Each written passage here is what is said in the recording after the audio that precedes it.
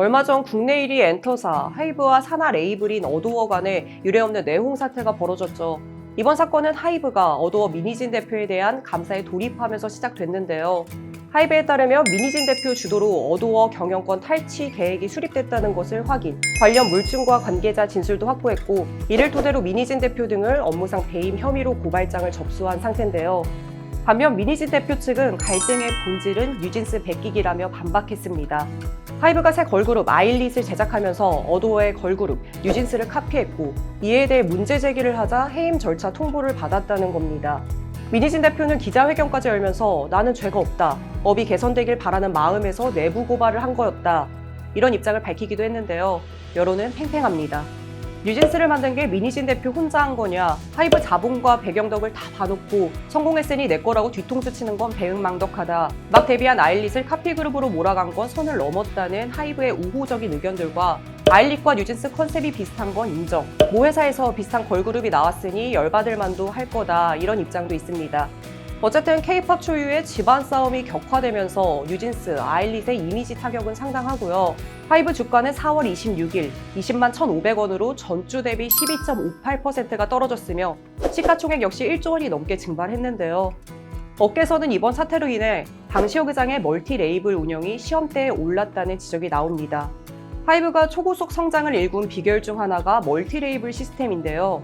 방시혁 의장은 방탄소년단에 대한 의존도를 줄이기 위해 2019년부터 여러 기획사들을 인수, 레이블 시스템을 만들어 몸집을 불렸고요. 각 레이블에서 투모로우바이투게더, 투어스, 뉴진스, 르세라핌 등의 후배 그룹들이 데뷔, 좋은 성적을 거둔 덕분에 작년 국내 엔터업계 최초로 매출 2조 원을 돌파했습니다. 하지만 하이브의 강점이었던 이 멀티 레이블 시스템이 분쟁의 씨앗이 된 셈입니다. 방시혁 의장은 현재의 내홍을 딛고 새로운 성장 시스템을 만들어낼 수 있을까요? 오늘은 K-팝의 역사를 써온 엔터업계 최강자 하이브 방시혁 의장의 이야기입니다. JYP 대표 작곡가로 활약했던 방시혁 의장은 2005년 빅히트 엔터테인먼트를 설립하며 경영자의 길을 걷게 됩니다.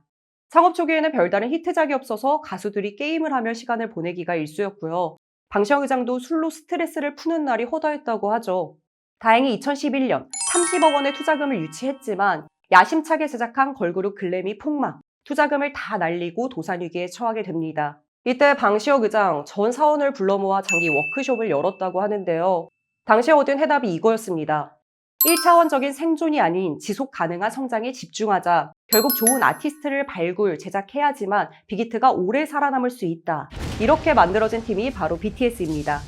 방시혁 의장은 기존의 기획사들과는 다른 방식으로 멤버들을 관리했다고 하죠. 아이돌 연습생이라면 당연했던 휴대전화 압수, 통금 시간, 이런 통제를 전혀 하지 않았고요. 대신 멤버들이 직접 음악을 만들 수 있게 자율권을 줍니다. 초창기에는 BTS 멤버들이 나는 멋진 차가 있고 여자가 어떻고 이런 식의 가사를 써오면 방시혁 의장이 내친 적도 많았다고 해요. 강조한 건 딱 하나, 음악에 너희 자신의 이야기를 담으라는 거였죠. 이런 과정 속에서 BTS는 청춘의 서사가 담긴 BTS만의 스토리텔링을 만들어냈고, 이는 전 세계 팬들의 공감대를 끌어냅니다. 유튜브와 SNS를 활용한 적극적인 소통은 아미라는 거대 팬덤으로 확장됐고, 이후 K-팝 그룹 최초, 미국 빌보드 차트 1위, 그래미 어워즈 3년 연속 후보 선정 등 K-팝의 새로운 역사를 쓰게 된 건데요. BTS의 성공 후에도 방시혁 의장의 행보, 기존의 엔터사와는 달랐습니다.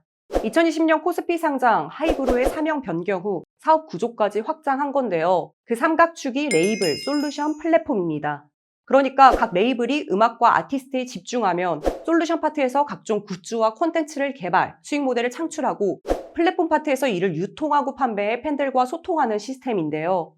이런 차별화된 사업 영역 덕분에 하이브는 단순한 엔터사가 아니라 IT 기술을 통해 새로운 비즈니스 모델을 만들어낸 회사, 이런 평가를 받게 됐고요. 2020년엔 스냅, MS, 테슬라에 이어 세계 혁신 기업 4위에 오르기도 했는데요. 방시혁 의장의 진짜 목표는 여기가 끝이 아니었죠.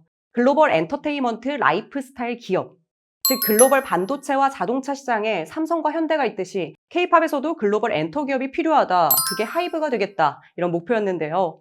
방시혁 의장은 저스틴 비버 등이 속한 미국 레이블 이타카 홀딩스, 미국 최고의 힙합 레이블 큐시 미디어 홀딩스를 무려 1조 원이 넘는 돈을 투입해 인수했고요. 최근엔 세계 최대 음악 기업인 유니버셜 뮤직과 음원, 음반 글로벌 독점 유통 계약을 체결했습니다. 앞으로 유니버셜 뮤직의 거대 유통망을 통한 실적 개선은 물론 하이브의 글로벌 영향력도 대폭 커질 전망인데요. 방시혁 의장은 K-팝이 한때의 유행에 그치지 않으려면 글로벌 유통사와 협상할 수 있는 규모의 경제를 갖춰야 한다. 이런 이야기를 해왔죠. 이번 계약으로 방시혁 의장의 청사진이 현실화되고 있다는 평가인데요. 글로벌 엔터 기업을 향한 하이브의 두 번째 성장 전략, 멀티레이블 시스템입니다. 하이브는 방탄소년단이 없으면 어떻게 될까? 이런 질문을 끊임없이 받아왔죠. 이에 대한 방시혁 의장의 해답이 바로 멀티레이블이었습니다. 각 레이블이 독자적으로 움직이는 체제를 통해 아티스트 라인업과 프로듀싱도 각각 독립적으로, 컴백 시기, 스케줄도 자율적으로 정하게 한 건데요. 결과적으로 산하 레이블의 아티스트가 군 복무중인 BTS의 빈자리를 채우며 2020년 90%에 달했던 BTS 매출 의존도는 33%까지 대폭 개선됐습니다. 문제는 이 핵심 성장 전략이 이번 어도어 사태로 균열을 빚으면서 허점을 드러냈다는 건데요. 하이브 내부 관계자에 따르면 지나친 독립 운영으로 오히려 내부 경쟁이 과열됐고 협력이 아닌 불통 사태도 자주 벌어졌다고 합니다. 특히 레이블 간의 매출 줄 세우기도 갈등을 키운 요인이었다고 하는데요. 상대적으로 매출이 적은 레이블은 눈치를 볼 수밖에 없었고요. 결국 잘 팔리는 음악에 매달리게 되면서 다른 레이블의 IP를 가져와서 쓰는 일도 빈번했고 결국 음악과 컨셉이 획일화되는 결과가 나왔다는 겁니다. 아일릿의 뉴진스 카피 의혹도 이런 배경에서 터진 사건이라는 건데요. 아일릿의 티저가 공개됐을 때도 하이브 내부에서는 여러 반응이 엇갈릴 정도였다고 하죠. 물론 미니진 대표의 경영권 탈취 의혹은 이와 무관하게 확실한 조사와 후속 조치가 필요할 겁니다.